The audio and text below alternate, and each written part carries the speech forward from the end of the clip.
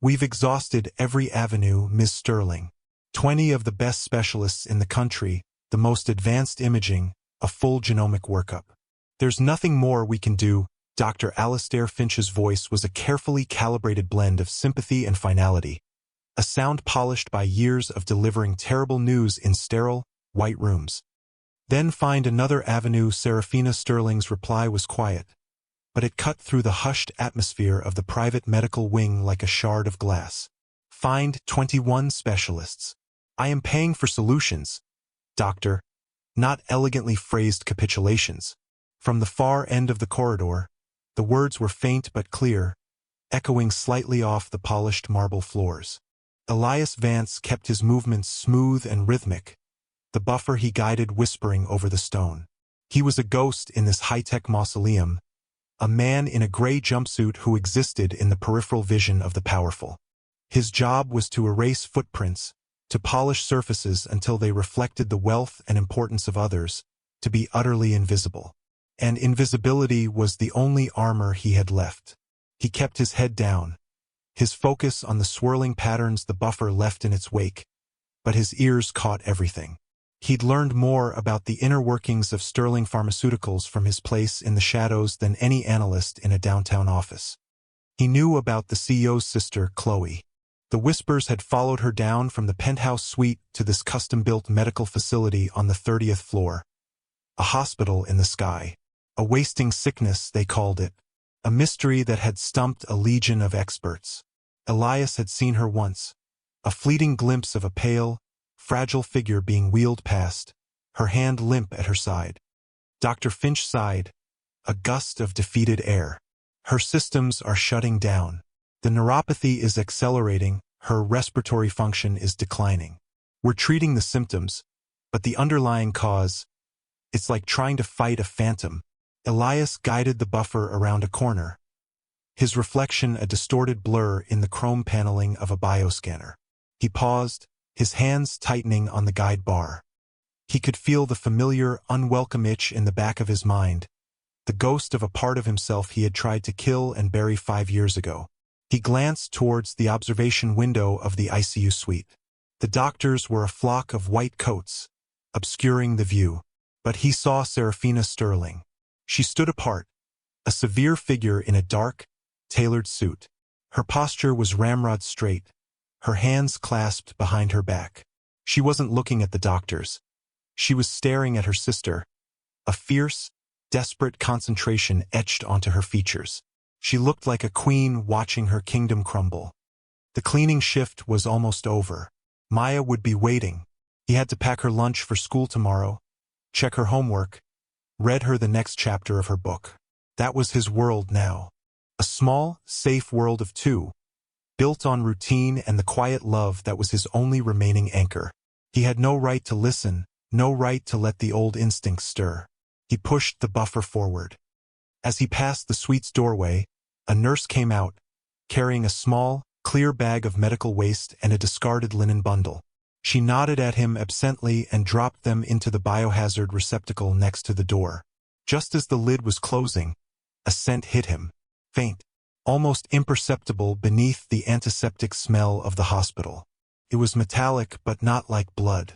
It was sharper with an acrid undertone, like burnt almonds. He'd smelled it once before, a lifetime ago, in a CDC lab analyzing contaminated well water. He stopped the buffer.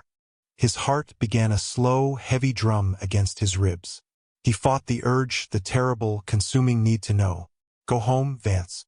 Go to your daughter. This is not your fight. But he couldn't move. His gaze was fixed on the biohazard bin. He saw the corner of the discarded linen peeking out. He looked down the hall. The doctors were dispersing. Serafina Sterling remained at the window, a solitary statue of grief and rage. He could just walk away. No one would ever know. But he remembered a different hospital room, a different woman he loved, and the chorus of brilliant doctors who had all been brilliantly wrong. The memory was a physical blow, a fist of ice in his gut. He took a slow breath and turned, walking directly towards the CEO. He stopped a respectful 5 feet away. She didn't acknowledge him, her focus still locked on her sister.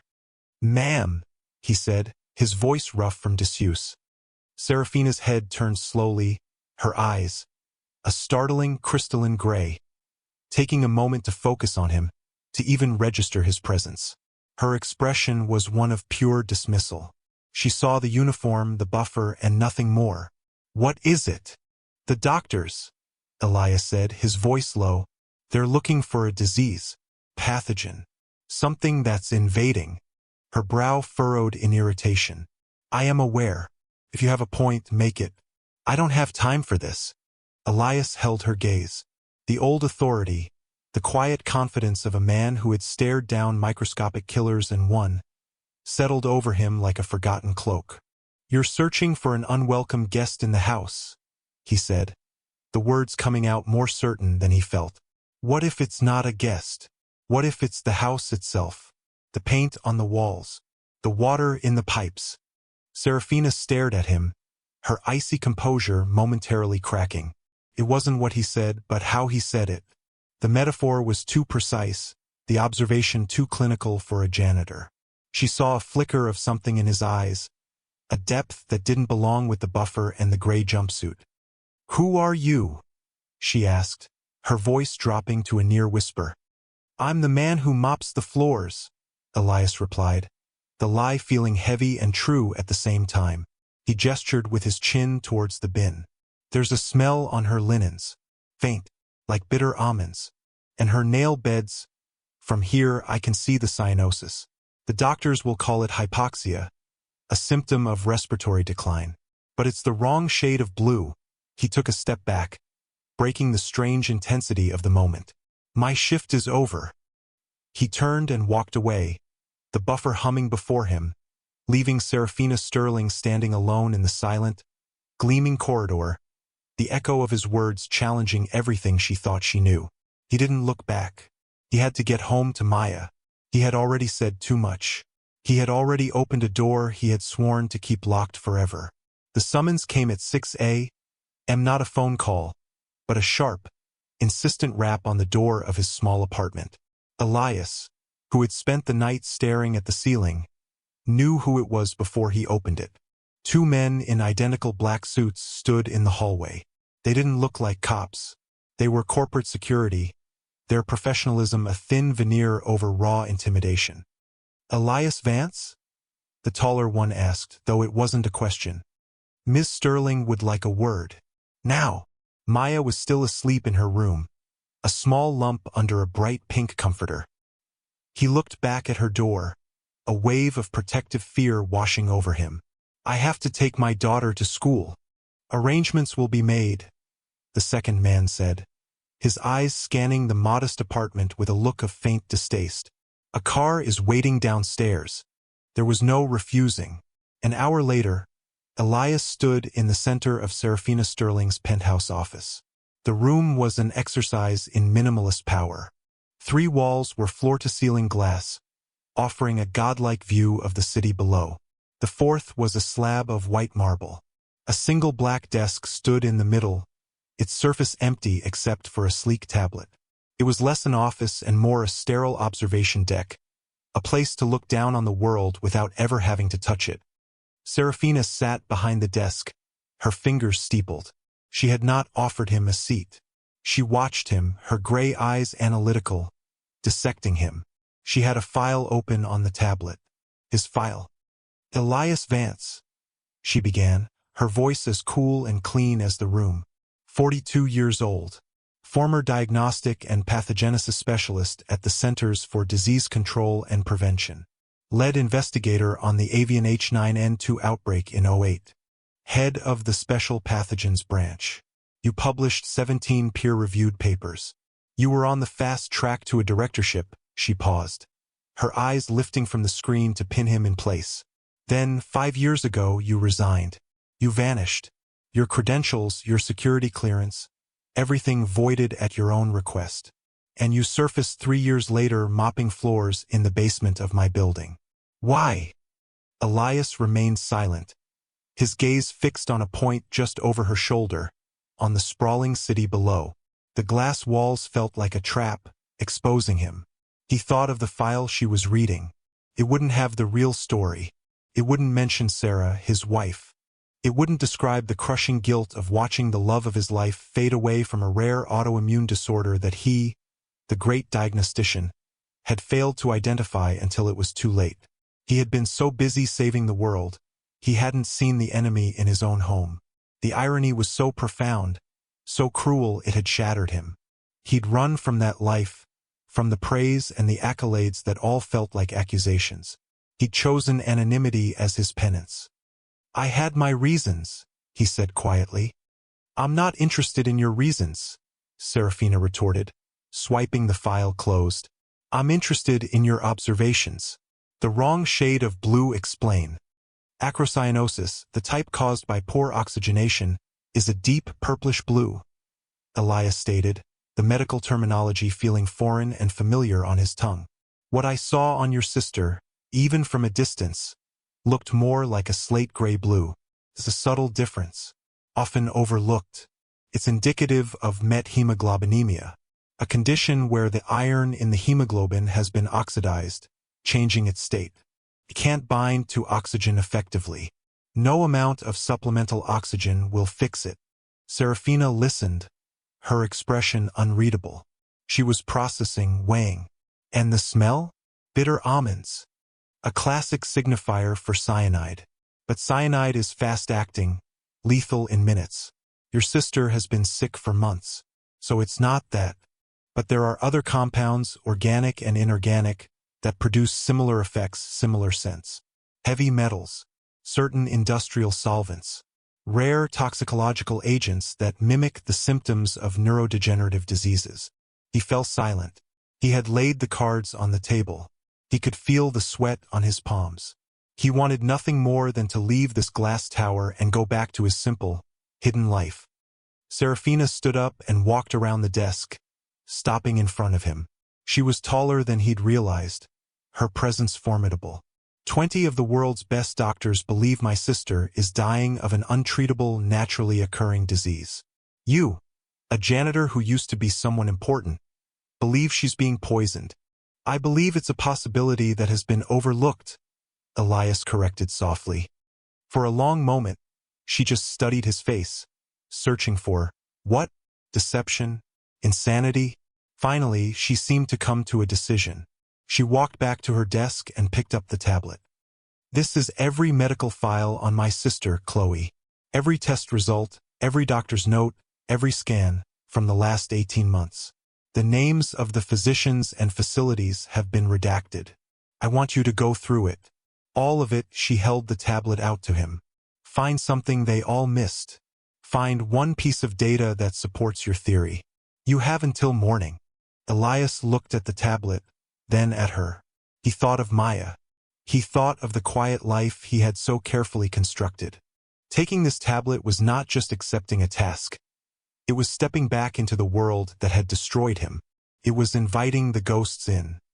"I'm not a doctor anymore," he said, his voice strained. "I can't." "I'm not asking for a doctor," Serafina countered, her voice sharp. "I've had 20 of them. They failed. I'm asking for the man who noticed the wrong shade of blue. My security team has cleared out a small office for you on the 29th floor. Everything you need will be there." She pushed the tablet closer to him. "My sister is dying, Mr. Vance. This is not a request." His hand was shaking slightly as he took the device. Its cold, smooth surface felt unnervingly heavy, like the weight of a life. "My daughter," he said, his voice barely a whisper. "She needs me." "Your daughter is being picked up from school by my personal driver," Serafina said, already turning back to her desk, the matter settled. "She will be brought here and will wait for you in the executive suite. She will be perfectly safe." The unspoken part of her statement hung in the air. "As long as you do what I say." Elias looked at the glass walls surrounding him. He was no longer a ghost. He was a prisoner in a transparent cage. The office on the 29th floor was a windowless box, barely larger than the janitor's closet he was used to. It contained a table, a chair, and a high-end coffee machine. It was a cell, but for the first time in 5 years, Elias felt a spark of the man he used to be. The tablet was his only connection to the outside world, a portal into the labyrinth of Chloe Sterling's suffering. He opened the first file. He worked methodically, systematically, the old discipline reasserting itself. He ignored the diagnoses, the opinions, the narrative summaries from specialists. He went straight to the raw data: blood panels, metabolic tests, neurological exams, protein assays. He was a forensic accountant of the human body, searching for the single number that didn't add up, the anomaly everyone else had dismissed as a statistical fluke. Hours blurred together. He drank black coffee until his nerves sang with caffeine.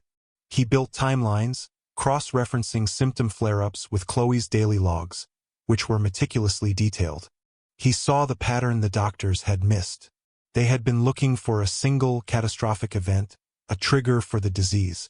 But the data showed something else entirely. It wasn't a single event. It was a series of small, almost imperceptible dips in her baseline health. A slow, steady poisoning of the well. His eyes zeroed in on the neurological reports. The neuropathy wasn't consistent. It waxed and waned.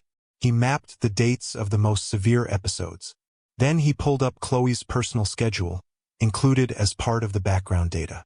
The flare-ups seemed random, until he cross-referenced them with the tower's general supply chain manifests, a file buried deep in the appendix of an environmental health report. And there it was, a faint signal in a sea of noise. The flare-ups, every single one, occurred within 24 hours of a specific delivery.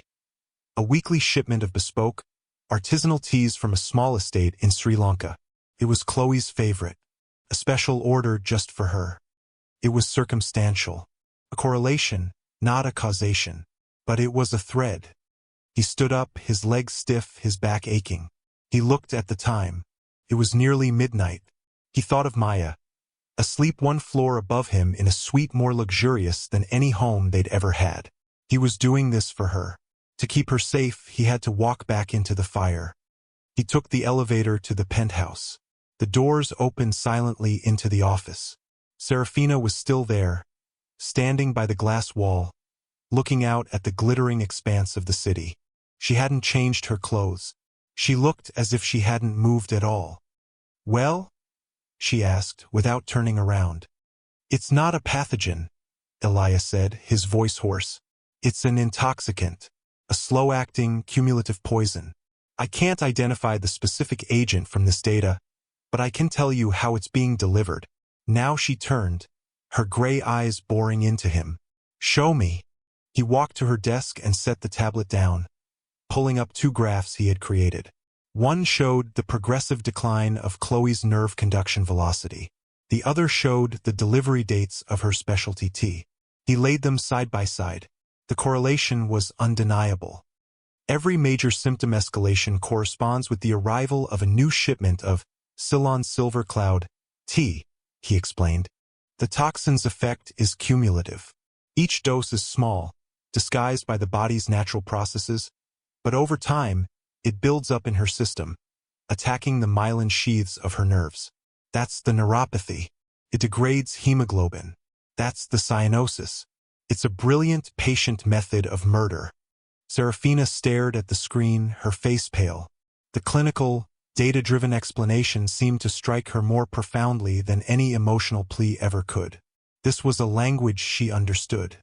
She traced the lines on the screen with one finger, her expression hardening from grief into a cold, focused fury.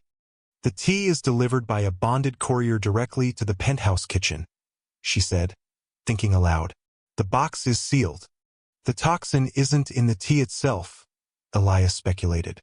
"That's too crude, too easy to detect if someone thought to look. It's more subtle. It could be bonded to the packaging. A compound that leaches into the tea leaves from the lining of the canister when exposed to air, or something that becomes toxic only when heated by boiling water. This implies intention," Serafina whispered, the word hanging in the sterile air. "Someone is doing this to her. To my sister." "Yes," Elias said simply. "And to have this level of access, to tamper with a secure shipment or to introduce a custom-designed poison into the supply chain, they have to be an insider.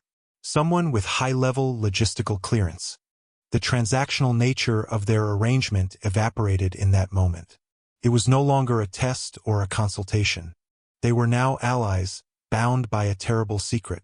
Serafina looked at him, and for the first time, he felt she was seeing him not as a former genius or a current janitor, but as the only person in the world she could trust. I need access to the full, unredacted supply chain manifests for the last 2 years, she said, her voice low and dangerous. And personnel files.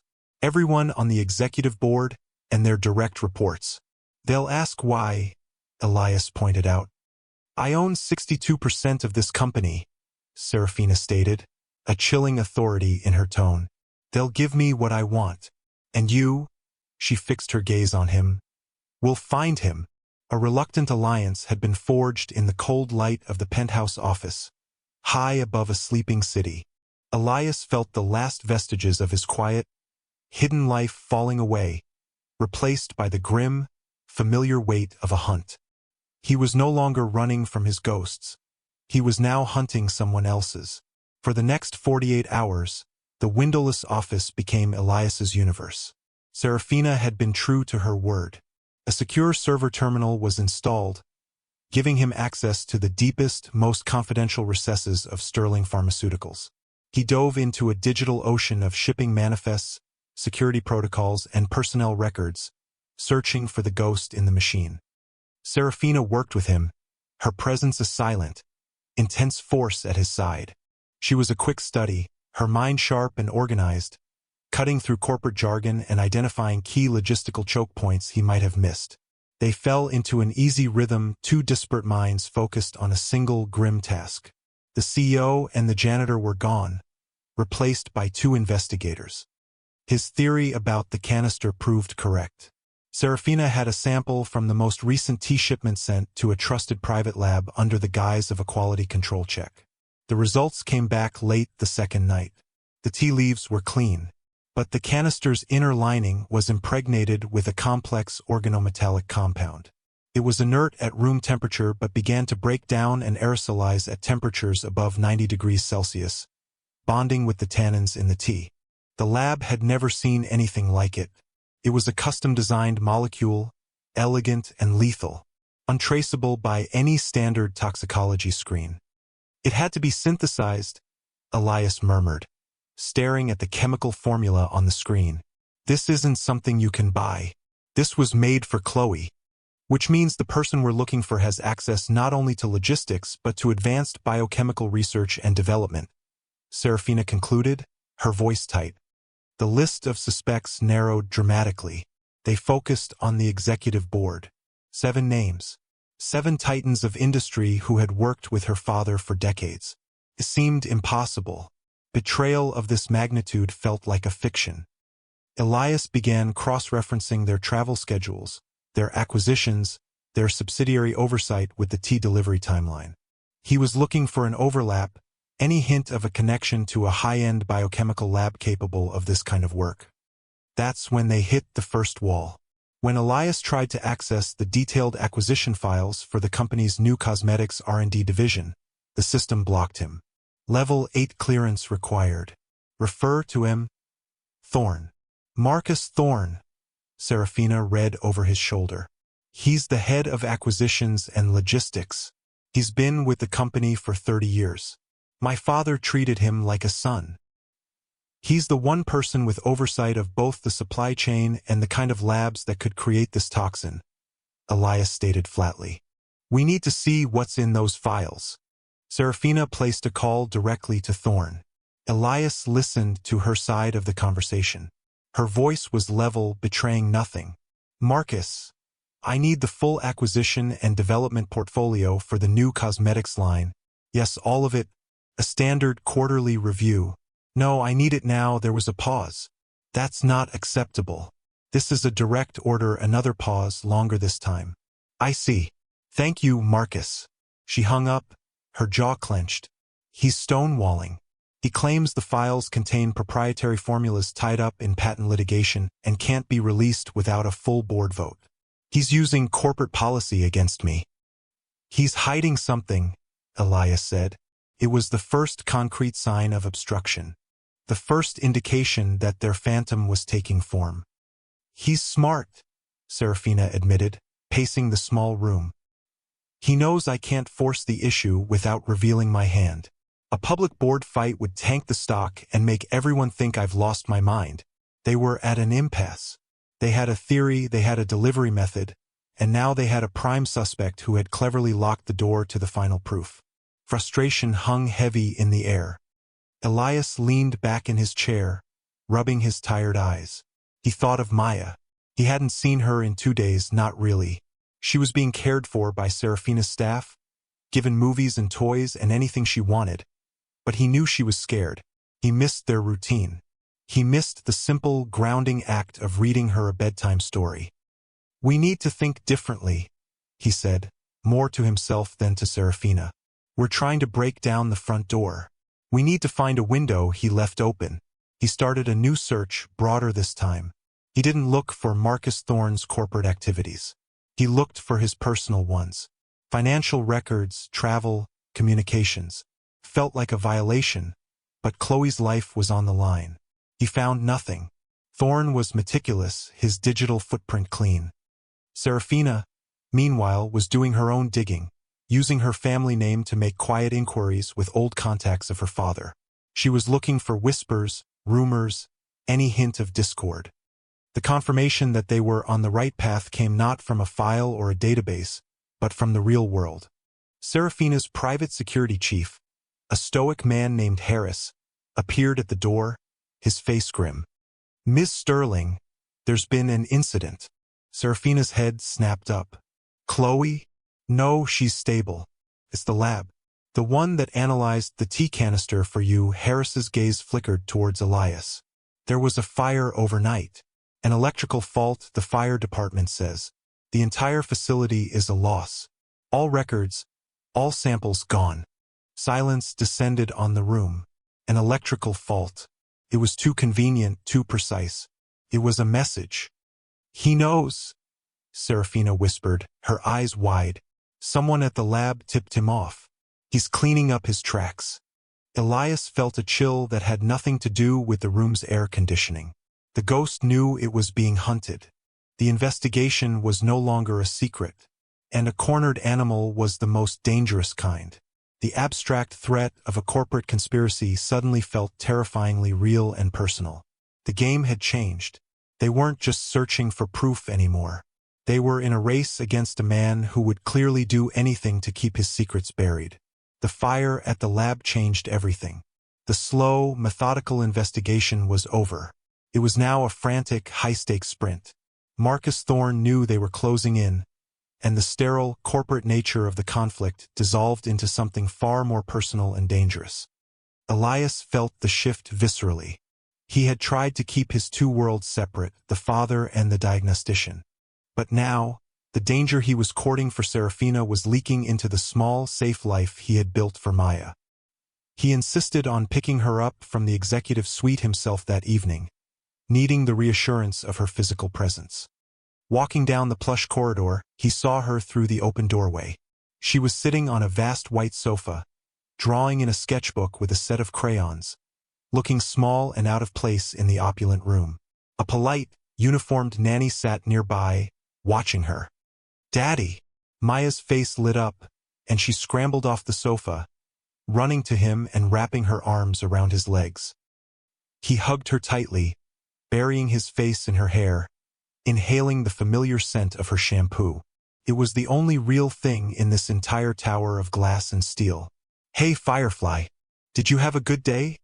"It was okay," she said, her voice muffled against his pants. "I miss our house. The lady gave me ice cream for lunch." "She did she?" Elias smiled, but it didn't reach his eyes. He felt a pang of guilt.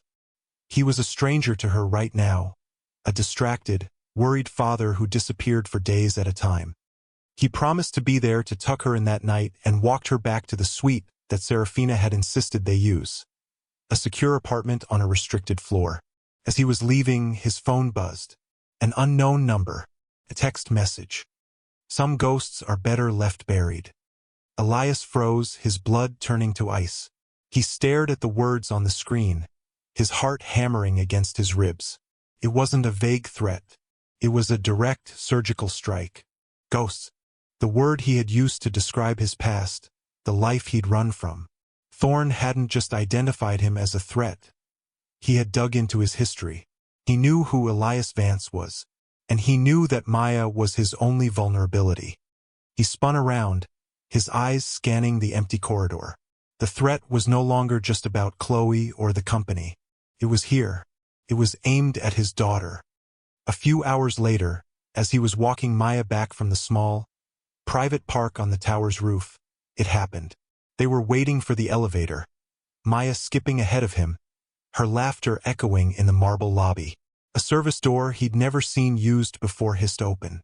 A man in a maintenance uniform, his face obscured by a baseball cap, strode out, pushing a heavy industrial cleaning cart. He was moving too fast, his path aimed directly at Maya. Elias's reflexes, honed by years of emergency response training, took over. He didn't think. He moved. He lunged forward, scooping Maya into his arms in one fluid motion and spinning away just as the heavy cart rumbled past where she had been standing. It slammed into the marble wall with a sickening crunch, gouging a deep scar in the polished stone. The man didn't stop. He didn't apologize. He simply rounded the corner and disappeared through another service door. It was over in seconds. Maya was crying, frightened by the suddenness of it all. Elias held her close, his own body trembling with adrenaline and rage. It wasn't an accident. He had seen the man's eyes under the brim of the cap. They were cold, focused. It was another message, more brutal than the first. I can get to her. He took Maya back to the suite, his mind reeling. He locked the door, his hands shaking. He stayed with her until she fell into a fitful sleep, her sketchbook of bright, happy drawings lying on the nightstand. A stark contrast to the darkness that was now pressing in on them. This was the turning point, the midpoint, the moment the conflict shifted from a corporate puzzle to a primal fight for survival. His self-imposed exile was a luxury he could no longer afford. His desire to remain a ghost was a weakness Thorne was exploiting. He left the suite, his face a mask of cold fury, and went straight to the 29th floor office. Serafina was there, poring over personnel files. She looked up as he entered, and she must have seen the change in him immediately. "What happened?" she asked, her voice sharp with alarm. He didn't tell her about the text message. He didn't tell her about the cart. To do so would be to admit his own fear, to expose his weakness. Instead, he channeled his terror into resolve. "Thorne knows who I am," Elias said, his voice low and hard. "He's not just covering his tracks anymore. He's actively hunting us. We're out of time." Serafina stood, her face pale. "What do you propose?" "No more hiding in this office," he said, his eyes scanning the room as if the walls themselves were listening. "We move, you, me, and my daughter, to a place he can't reach. A secure location, off the grid if possible. And we take the fight to him. No more defense. We go on the offensive. We find the final proof and we bury him with it." For the first time since they'd met, Serafina looked uncertain. The threat had breached the walls of her fortress. Her data and her money couldn't protect them from a man who played by no rules.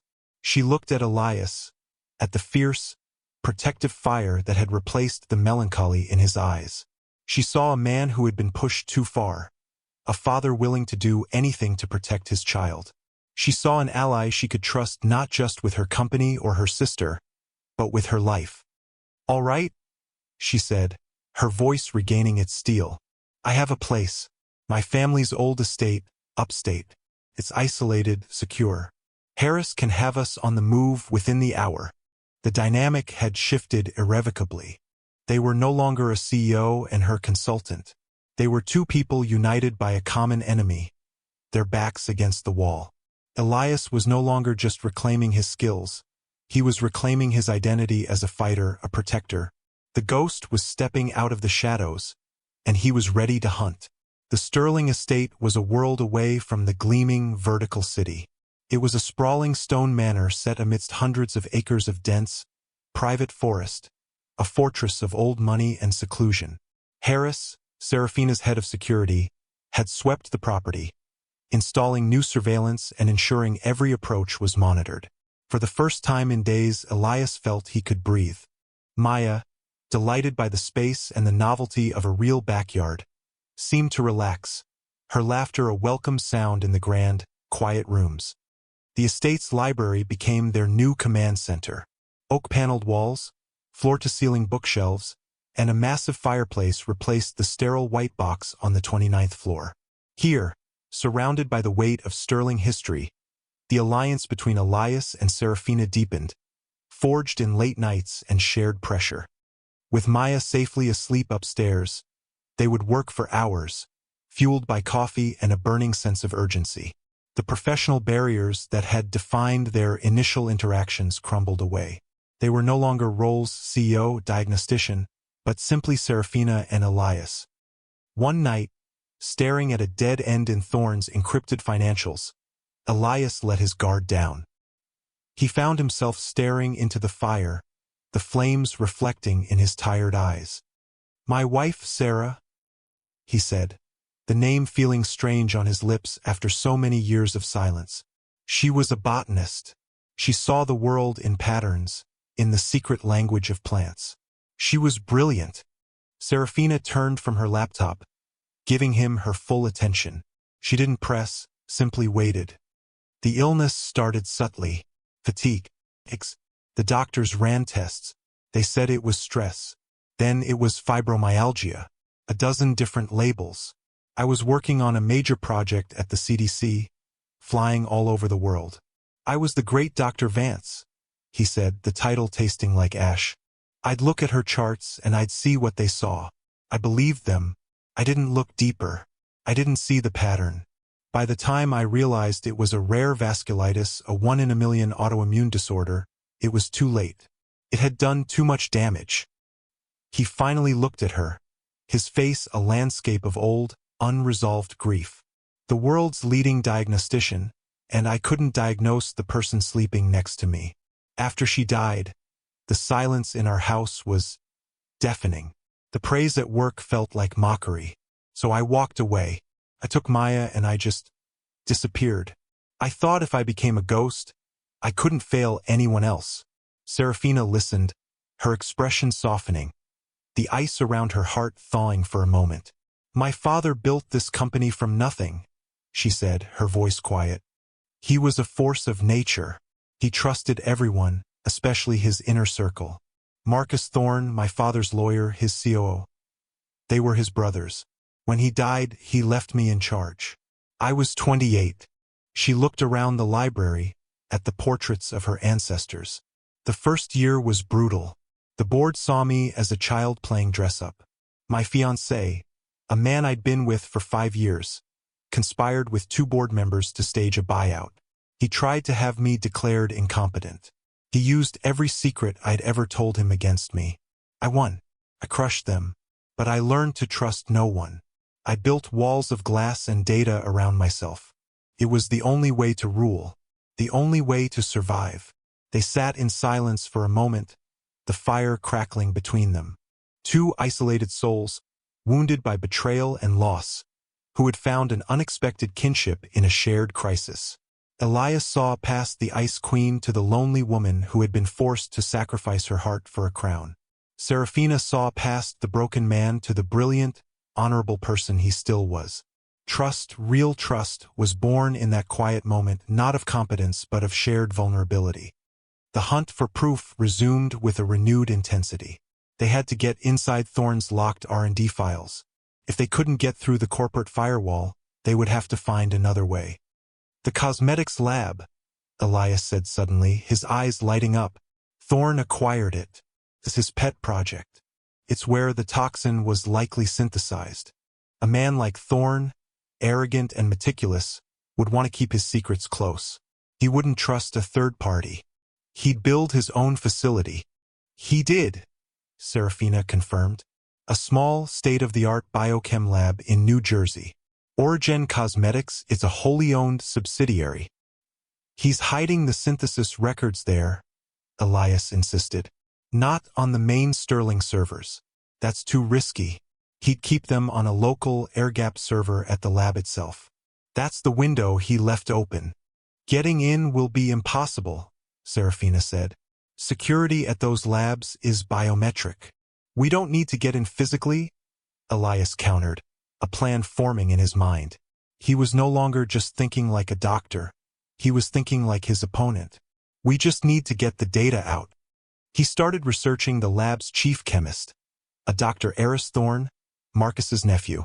A brilliant but ethically flexible researcher Marcus had headhunted from a rival.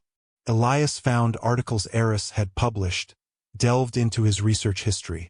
He was looking for a weakness, a blind spot. He found it in Heiress's professional pride. The man was arrogant, obsessed with his own genius. That's our way in, Elias said, pointing to the screen. We don't hack the system. We hack the man. The plan was audacious. Serafina, using a shell corporation and a disguised voice, would contact Dr. Heiress Thorne, posing as a recruiter from a prestigious and secretive Swiss research institute. She would praise his work, flatter his ego, and offer him an obscene amount of money to lead a new, cutting-edge research division. The bait would be an irresistible technical challenge, a problem Elias had designed based on Heiress's past publications, something that would pique his scientific curiosity. As part of the vetting process, she would send him a data file to analyze, a file that contained a sophisticated spyware package. Once opened on his workstation at the Origin lab, it would give them a backdoor into the local server. It was a long shot, a desperate gamble, but it was the only move they had left. As Serafina prepared to make the call, their professional alliance and burgeoning personal connection solidified into a true partnership. They were in this together, a united front against the darkness. The execution of the plan was a masterclass in tension. Serafina, sequestered in the estate's study, adopted a crisp, vaguely European accent. Elias sat beside her, listening on a headset, feeding her technical jargon that he had pulled from Heiress Thorne's own papers. He could hear the chemist's ego swelling through the phone line, his initial skepticism melting away under the heat of Serafina's targeted flattery and the allure of the fictional Swiss institute. Your work on metallo-organic catalysts is revolutionary, Doctor, Serafina purred, her voice a perfect blend of professional admiration and conspiratorial excitement. We believe it has applications far beyond the cosmetic. Well, most people don't appreciate the complexity, Heiress boasted, his voice preening. The stabilization of the ion bonds is delicate. Precisely, Serafina agreed, which is why we need a mind like yours. I'm sending you a small data packet, a modeling problem we've been unable to crack. Consider it a preliminary intellectual handshake. Heiress agreed without hesitation. The file was sent. Then they waited. Every minute felt like an hour. Elias watched the secure connection he had established, a simple progress bar on his laptop screen. He was watching for the spyware to activate, to signal that Heiress had taken the bait and opened the file on his lab terminal. The progress bar remained inert. He's not opening it, Serafina said, her voice strained. He's suspicious.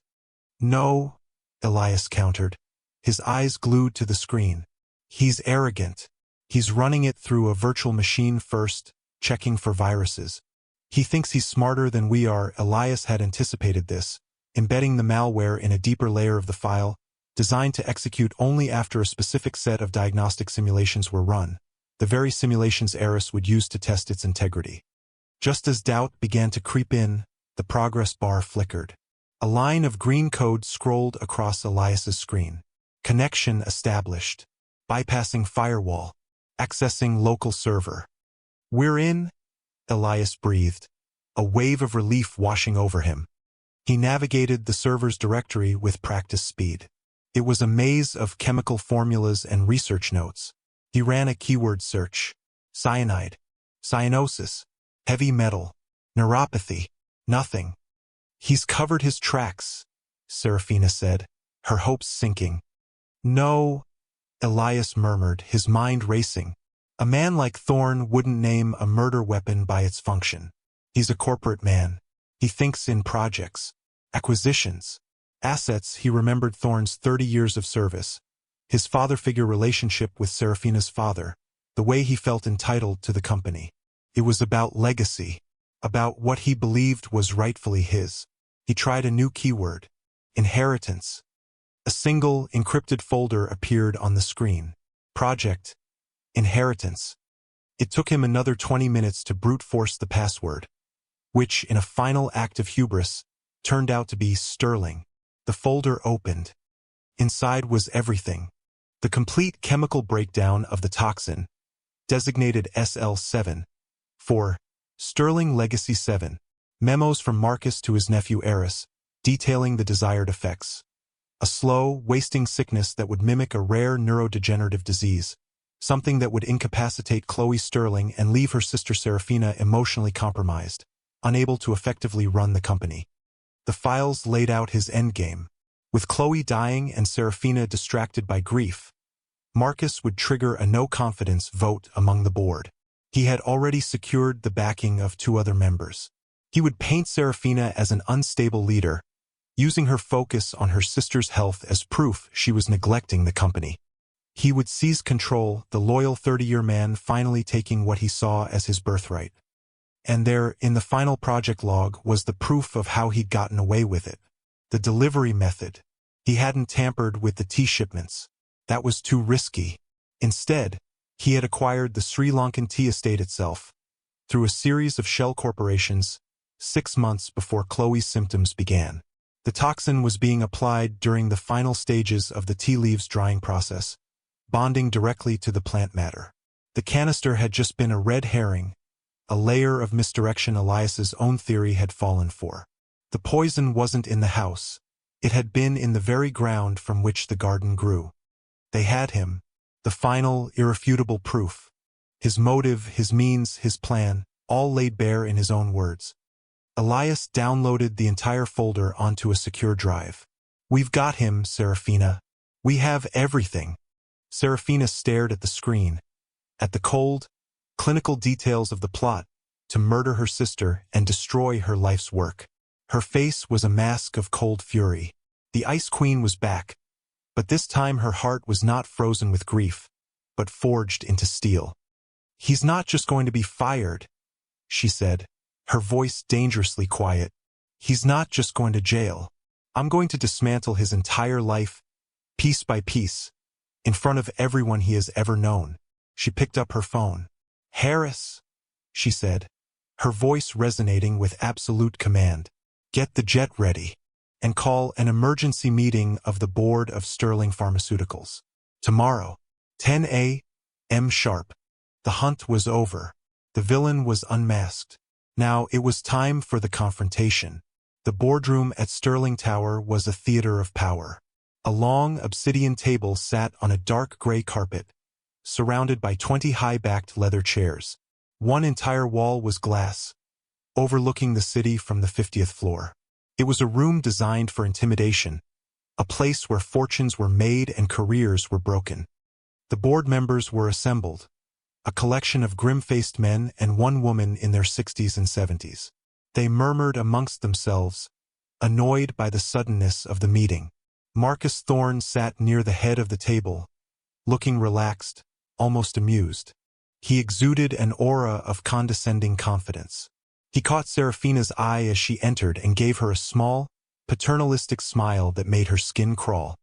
Serafina walked to the head of the table, her face unreadable. She did not sit. She stood, a silent, commanding presence.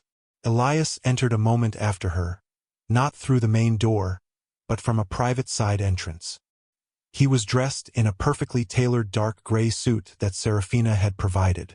He looked nothing like a janitor. He looked like what he was, a man of quiet, formidable intelligence. He carried a simple leather-bound folio. Thorne's smile tightened slightly at the sight of this stranger. "Serafina, who is this?" he asked, his tone laced with disapproval. "This is a closed meeting. This is Dr. Elias Vance," Serafina announced, her voice ringing with clarity in the silent room. "He is a special consultant I've retained on a matter of extreme corporate security. He is here at my invitation." She nodded to Elias. This was his stage now. Elias stepped forward and opened the folio on the table. He didn't use a projector or a slideshow. He used his voice, calm and measured, and the damning evidence in his hands. For the last 18 months, he began, his gaze sweeping over the board members.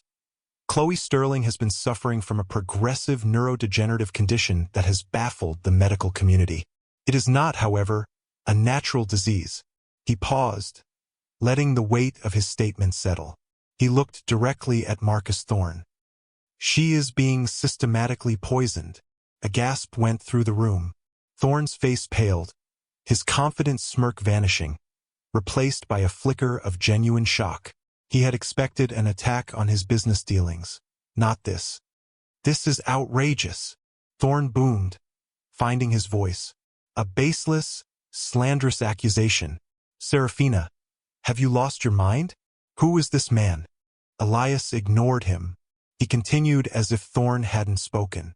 The agent is a custom-synthesized organometallic compound, designated SL7.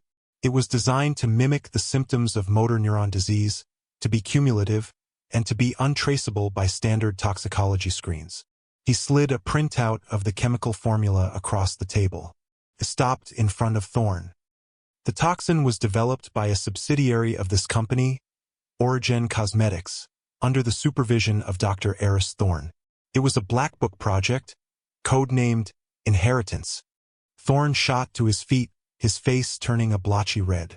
Lies. This is corporate espionage. He's a plant from a rival, feeding you fantasies. The goal of Project Inheritance, Elias continued, his voice cutting through Thorne's blustering, was to incapacitate Chloe and destabilize Serafina's leadership, paving the way for a no-confidence vote and a change in management. The chief beneficiary of this change would have been the project's author. He slid a second document across the table. It was a printed memo from Marcus to Eris. The subject line read, Inheritance Timeline. Thorne stared at the paper, his composure finally shattering. The blood drained from his face. He knew he was caught. Serafina spoke for the first time, her voice like ice. The evidence is absolute, Marcus. The lab records, your encrypted communications, the financial trails of the shell corporations you used to buy the tea estate. It's all here. Thorne's eyes darted around the room, looking for an escape, an ally. He found only stunned, horrified faces. His empire was crumbling around him in a matter of minutes. His arrogance turned to feral panic. He lunged, not for the door, but for his briefcase on the floor beside him. But as his hand closed around the handle, a side door burst open. Harris and 2 security guards stormed in. It's over, Marcus, Serafina said. But Thorne wasn't done. He was fumbling with a small device inside the briefcase. A phone. His thumb was moving towards the screen. Don't let him, Elias shouted, recognizing the device from a schematic in the project files. It's a failsafe. The project notes had mentioned a final contingency dose. A small, remote-activated aerosolizer hidden in the ventilation system of Chloe's room, powerful enough to trigger a fatal cardiac event. While security moved to apprehend Thorne, his executive assistant, a young, unassuming man who had been sitting quietly against the wall, suddenly sprang into action. He was Thorne's backup plan. He shoved a board member aside and sprinted for the main door. Elias reacted instantly. There was no time for security to intercept. He vaulted over the corner of the heavy obsidian table, his movements shockingly fluid. He tackled the assistant in a flying leap, bringing him down in a heap just as the man's hand was reaching the door handle. A small, metallic canister clattered from the man's pocket and rolled across the marble floor. The final dose. Harris's team swarmed them. Thorne was restrained, his face a mask of disbelief and pure hatred. The assistant was hauled to his feet. The boardroom was in chaos. In the midst of it all, Elias rose to his feet, adjusting the jacket of his suit. He met Serafina's gaze across the room. It was over. The cerebral trap had been sprung, and the last desperate physical attack had been foiled. The ghost from the basement had saved the kingdom. In the aftermath of the boardroom confrontation, a new order began to settle over Sterling Pharmaceuticals. Marcus Thorne and his accomplices were taken into federal custody. The mountain of evidence Elias and Serafina had compiled ensuring a swift and severe prosecution. The story of the foiled corporate sabotage was a carefully managed press release, spinning a tale of vigilance and strength. But the truth of the assassination attempt on Chloe was buried, a secret kept between a select few. The most immediate and important change happened on the 30th floor. Armed with the precise chemical makeup of the toxin, Chloe's medical team, guided by Elias, began an aggressive chelation therapy. They synthesized a binding agent that would latch onto the SL7 molecules in her system and allow her body to flush them out. The results were not instantaneous, but they were steady. Within a week, the slate-gray cyanosis in her nail beds began to recede, replaced by a healthy pink. Within 2 weeks, she reported the first return of feeling in her fingertips. It was the beginning of a long road to recovery, but for the first time in 18 months, it was a road that led forward, not toward a cliff. Serafina, free from the imminent threat to her sister and her company, seemed transformed. The icy shell remained, but it was thinner, more translucent. A warmth emanated from her that hadn't been there before. She moved with a new, unburdened confidence, not just as a ruler, but as a leader. 2 weeks after Thorne's arrest, she called Elias to her penthouse office. The room was the same, but the feeling was different. The glass walls no longer felt like a cage, but like an opening to a limitless sky. "Chloe's doctors are calling it a miracle," Serafina said, standing by the window. "They want to publish a paper on her case. They're calling the unknown factor that saved her Investigator X." Elias smiled faintly. "I'm happy to remain a ghost." "That's no longer an option," Serafina said, turning to face him. "I held a press conference this morning." She gestured to a tablet on her desk. He saw the headline: Sterling Pharmaceuticals announces new medical initiative to tackle untreatable illnesses. "I'm launching a new, independent division," she explained. "Its sole mandate will be to solve intractable medical cases, the ones the rest of the world has given up on. It will be funded with a blank check from the company's R&D budget. It needs a director, someone with a unique perspective, someone who knows how to look for the wrong shade of blue." She paused, her gray eyes holding his. "I'm calling it the Sarah Vance Diagnostic Initiative." Elias was speechless. The name, his wife's name, spoken with such reverence, was a gift more profound than any amount of money or prestige. It was a resurrection. It was an honor he felt he had finally earned the right to accept. "I don't know what to say," he murmured. "Say yes," Serafina said simply. "Come back to the world, Elias. You don't have to hide anymore." He looked out the window at the sprawling city below. For 5 years, he had looked at the world from the bottom up, from the shadows. He had chosen invisibility as a shield, a penance. But Serafina was offering him not just a job, but a purpose. A way to honor Sarah's memory not by running from the man he was, but by embracing him. A way to build a better, safer world for Maya. "Yes," he said, his voice clear and certain. "I accept." Later that evening, after the contracts were signed and the new reality had begun to set in, they stood on the penthouse balcony. The city lights glittered below them like a fallen constellation. The air was cool and clean. "Thank you, Elias," Serafina said softly, standing beside him. "For everything." "I did it for my daughter," he said honestly, "to keep her safe. And," he added, his voice dropping, "I did it for Sarah, to finally make things right." Serafina was quiet for a moment. She reached out and placed her hand gently on his arm. The touch was tentative but electric. "And for us?" she asked, the question hanging in the space between them. Elias looked at her. He saw the strength and the vulnerability, the queen and the woman. He saw a partner. He covered her hand with his own. He didn't need to say a word. The answer was in the quiet, profound connection that had grown between them, a bond forged in crisis and cemented in trust. A new order had been established not just for the company, but for their lives. 6 months later, the sun streamed through the expansive windows of Elias Vance's new office. It was a corner office, spacious and bright, a world away from the windowless box on the 29th floor. The walls were lined not with corporate art, but with framed medical illustrations of the human nervous system, and in the place of honor, right behind his large, polished desk, hung a child's drawing. It was rendered in vibrant crayon, depicting 3 figures holding hands under a smiling sun. A tall man with brown skin, a woman with striking gray eyes and dark hair, and a little girl with a bright pink bow. Below it, in shaky letters, Maya had written, "My new family." A knock came at the open door. "Ready for lunch, doctor?" Elias looked up and smiled. Serafina stood in the doorway, her severe business suit replaced by a soft cashmere sweater and slacks. The title of Ice Queen no longer fit. She was simply Serafina, her face relaxed and happy. "Almost," he said, signing off on a file. The Sarah Vance Diagnostic Initiative was already a resounding success. His small, hand-picked team of brilliant misfits had already cracked 2 cases that had been deemed hopeless, giving answers and hope to families who had none. He stood and walked around the desk, meeting her at the door. He kissed her, a greeting that was now as natural and familiar as breathing. "How's Chloe?" he asked.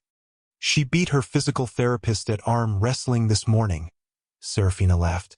"She's complaining that the food here is better than at her own apartment. I think she's planning a permanent takeover of the guest suite." Chloe's recovery had been remarkable. She was walking, laughing, and slowly reclaiming her life, the ghost of her illness fading with each passing day. They walked down the hall to the executive lounge. Maya was already there, sitting at a table with a sketchbook, chattering away to Harris, the stoic security chief, who was listening with a rare, small smile on his face.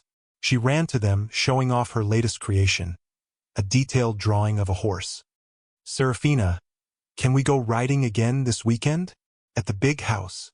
Maya asked, her eyes wide with hope.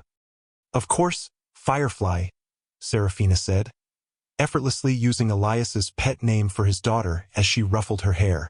"I'll even let you ride Zeus this time." Elias watched them, a profound sense of peace settling over him. This was his life now, a life filled with purpose, with light, and with a love he never thought he would find again. The ghosts of his past were still there, but they no longer haunted him. They were memories integrated into the man he had become, stronger, wiser, and finally whole. He had been a hidden king, living in the shadows of a great tower, and it had taken a queen in peril to draw him back into the light. Finding the poison that was destroying the Sterling family had, in the end, been the antidote for his own soul. Have you ever felt like a part of you was buried, a hidden skill or a past identity you thought was gone forever? What would it take for you to reclaim it? Let us know in the comments below, and don't forget to like and subscribe for more stories that remind us it's never too late to become who you were meant to be.